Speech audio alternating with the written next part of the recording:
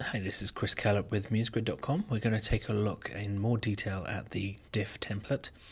So we can see when we load up the page here that it's quite a complicated setup, and let's explain what's going on here. So first of all, we have these backgrounds. Now this is a scroll motion template, so all of the animation is activated by scroll motion. Rather than scrolling down the page though, we want people to click on the buttons, because then that will drop us to each anchor point as we want it to, so that the animation works correctly.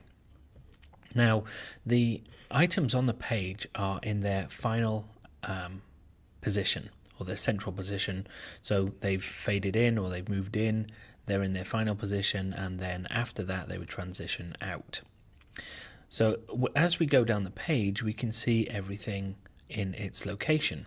Now to make things more straightforward, I've moved all of the content into its own layer. So if we're looking at the team layer here, we can see that when we select anything in the team layer, we can see it showing up in the team layer here. So it makes it easy to lock content down and to know where you're working. So if you wanted to, you could switch everything off.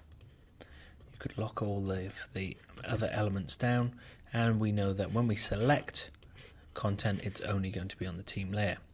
If we wanted to select the backgrounds, we switch on the content backgrounds, and then we can select those from there.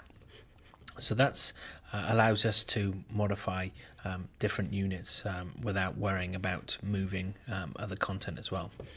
So switching on the navigation unit here, we can see that we have scroll motion applied, so we have scroll effects, and we can see that this one here, because it's in its final position, we wanted it to move in. We don't want it to move up or down, so we've set that to 0, but we want it to move in at 0.7 times the speed of the scroll bar, and we want it to come to a stop at 480. So we've set a guide here, and all of our individual elements are all set to 480. Now we've calculated this at 0.7. So we've done all of those calculations for you to allow you to just focus on building. If you move the elements into a different place, then the animation obviously will change, and so you'd have to recalculate what those are. This really at the moment is done by trial and error. So it's a case of moving items, hitting preview, moving them, adjusting them, and so on. So we've done all of that, and we've set these guides up so that you know where everything is, so it makes it very easy to just replicate the content, modify the content out, and so on. Now you can see that we have these different styles applied to the individual units that give it this glass look. That's all done in Muse. We're going to show you how to do that in another video, and we have these background images as well that you would want to swap out, so we'll show you how to change those.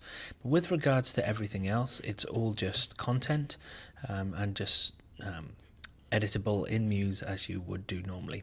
So in the next video, we're going to look at swapping one of these images out.